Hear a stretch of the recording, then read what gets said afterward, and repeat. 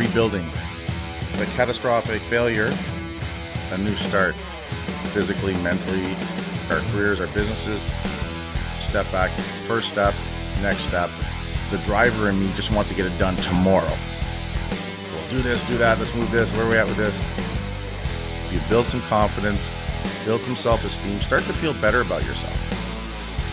The Silverback Blueprint Podcast, a show for men over 40. We focus on getting stronger, staying motivated, building discipline, creating a community, and becoming truly happy.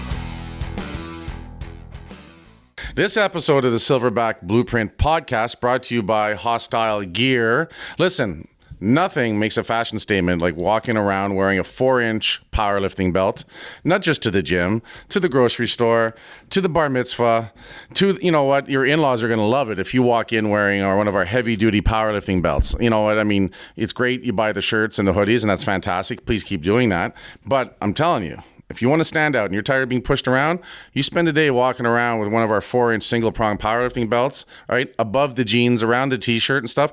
People will look at you differently, right? And that's what we want to be. We want to stand out. You're not going to get pushed around. People will move out of your way. I promise you. If not, you can send the belt back. Today, guys, episode 39, new experiences.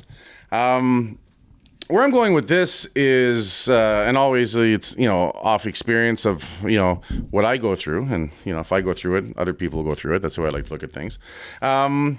We often get caught in a rut of doing what we normally do, the day-to-day, the Monday through Friday gig, the same weekend stuff. And there's nothing wrong with that. But, to really see what's out there, we got to sort of, change our environment, change our surroundings, get outside of the ordinary, and the ordinary for us.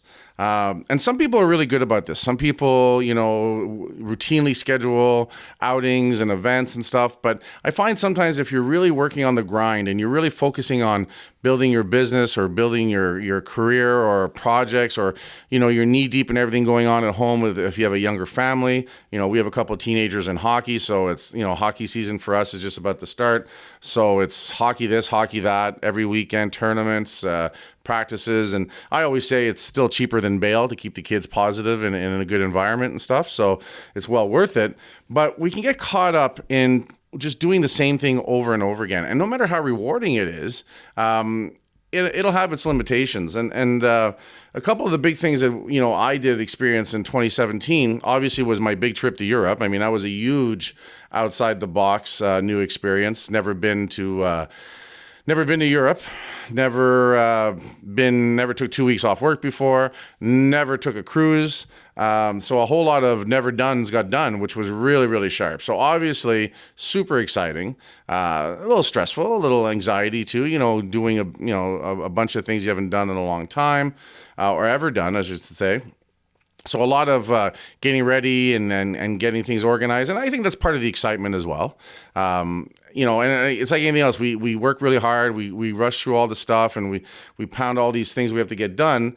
And then when we get there, we have that big, deep breath of, I'm here. It's awesome. So it's all worth it, obviously, right? And it's like anything big we do in life. There's a big lead up. There's a lot of heavy lifting at the beginning, as I say often. And then when we get there, it quickly becomes obvious that it was all worth it, right? So that's super cool. But when we're ramping up for it, it can get a little stressful, right? And we can second guess ourselves and, wonder if we're doing the right thing or if this is the right time. And like they often say, when we try to wait for the right time to do a lot of things, there never really is the right time. You've got to plan for it, obviously. Don't just, jump on the plane and here I go, let's see what happens with $8 in your pocket. But I mean, at the end of the day, there's always stuff you could be doing instead. So I think you got to bite the bullet on that. So Europe, phenomenal experience, all kinds of things, standing in places that have been around for thousands of years where stories are written and battles happen and all kinds of epic things. Phenomenal, mind-blowing to think of, what happened on the very ground you were stepping on. So, I mean, that's both amazing and humbling at the same time. So truly blessed to having done that. But in between the major European vacations, there's a lot of little things we can do. I know just last week, Luke, our producer from Podcast Wagon, was set up at a cool place called Collab Space. And basically, it's like a bit of a think tank area. It's a big open space with different work areas and you can do different activities, and everyone sort of is working on their own thing, but they're doing it in a community at the same time. So, you can see the potential for the energy and the networking and just talking to people and having different conversations. So this was something that happened last week in the evening, and I grabbed my 16-year-old son with me and said, come on, let's go check this out. And, again, I'm a pretty forward guy, but going to do anything new or stepping into a new situation, you're still going to be a little shy, and it's always hard to walk in someone for the first time into some place. And I know by now is just that take a deep breath and just step in and let's see what happens. And that's exactly what we did. And we did a little tour. Luke was set up there, so we went and said hi with him and promote him, and just, he's helped us out tremendously. So, anything we can do to support Luke, we do. But at the same time, it gave us an excuse to be there and then go around and look at some of the other businesses that were set up. And, we did a quick tour, check everything out. And then we came back a second time and then just stood around and had some conversations with some, interesting people, which was really, really sharp.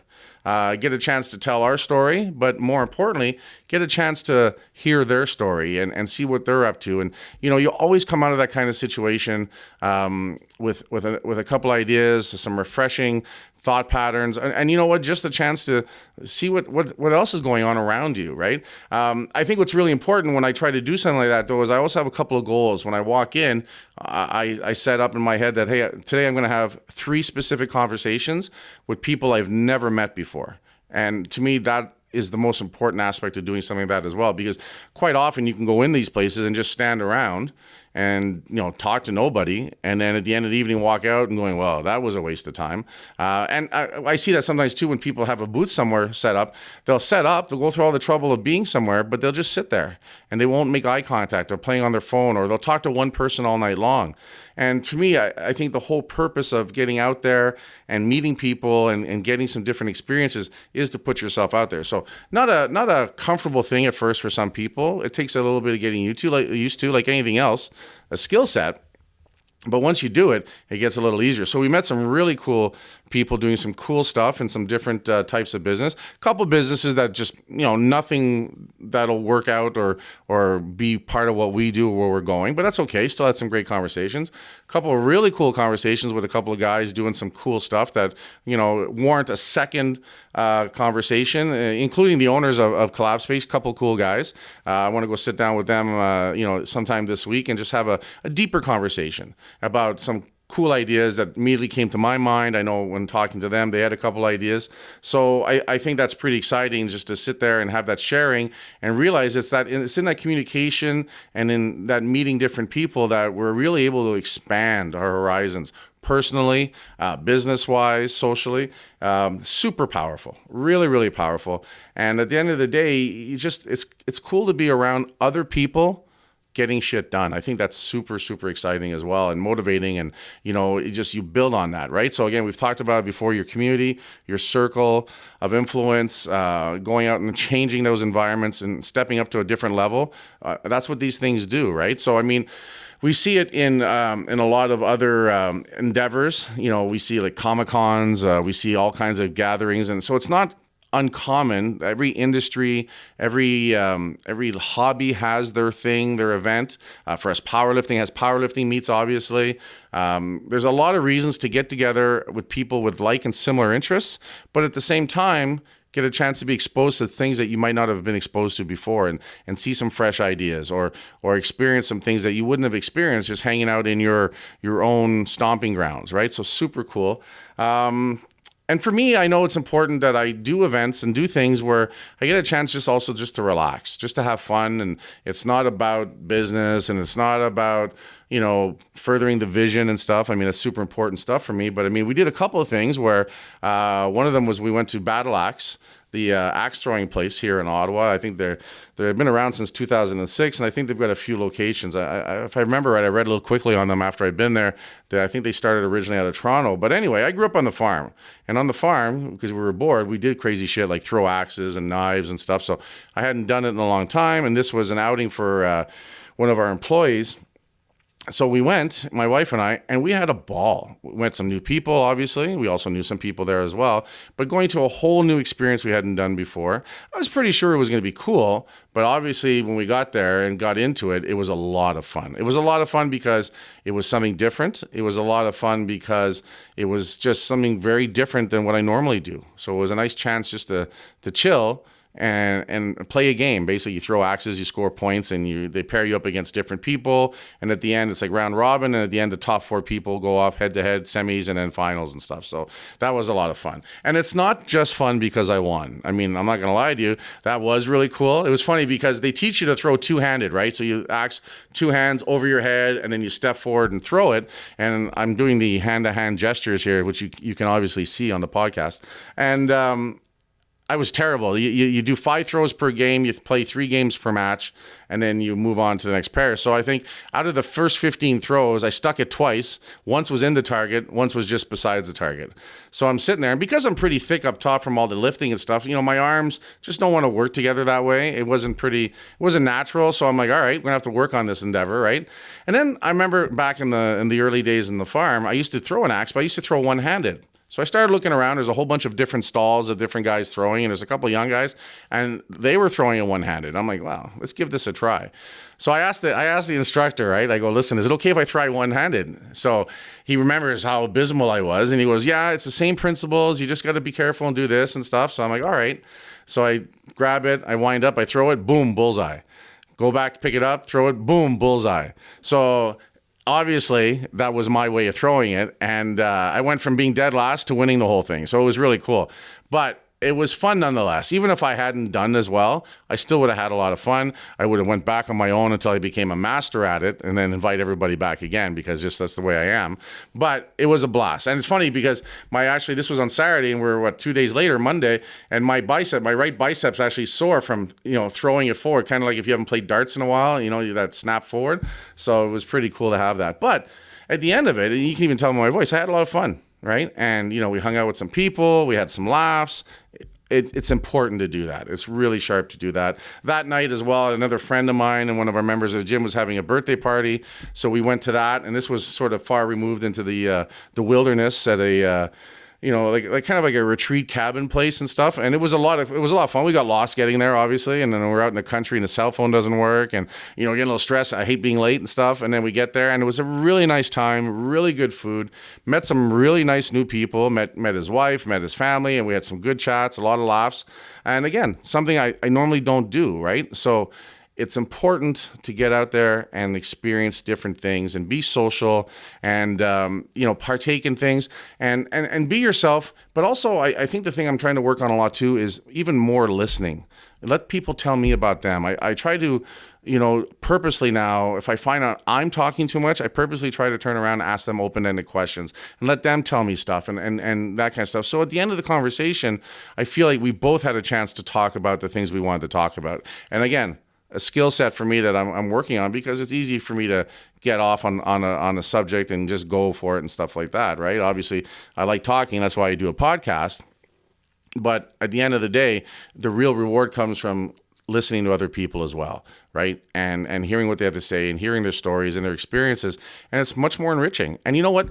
People appreciate when they feel like you've heard them, right? You don't have to agree with them, but when they feel like they've been heard, it goes a long way. And I think that's something people are looking for is a chance just to be heard, right? They want to be out there. They want to feel like they matter. They want to feel like they count for something. And I think it's super important. So I think that's something going forward I want to keep working on. And I would advise anyone out there that wants to build better relationships with people all the way around them is practice the art of listening, right? So again, going into a new situation, getting past the anxiety, the shyness, the awkwardness, striking up a conversation and then truly listening and then being able to share yourself, but really make sure everyone walks away from that conversation feeling like they both got heard. I think that's a win-win. And you know what? At the end of the day, it was really cool. I got 3 or 4 of these guys that I met. I've gotten emails and messages from since then as well, just thanking me for spending the time and talking to them. A couple sales pitches, and that's okay. That's what some guys are all about. But a couple of guys are like, hey, let's go have a coffee. Let's further this and stuff. And definitely going to do that. So super powerful. You never know what's going to come out of a conversation, good or bad, right? And at the end of the day, I think that's that cool part of that human experience is maintaining some of that socialness. And I think because we're spending more time behind our phones and in our devices, we're becoming so cocooned that we're starting to really miss out on the face-to-face interactions, the looking people in the eyes, the having the real conversations, and just having real personal interaction with another human being, I think is becoming more and more valuable overall. And you know what? I've said it before, people will rarely remember what you talked about, rarely remember what you got them to do if you're working with them, but they'll never forget how you made them feel.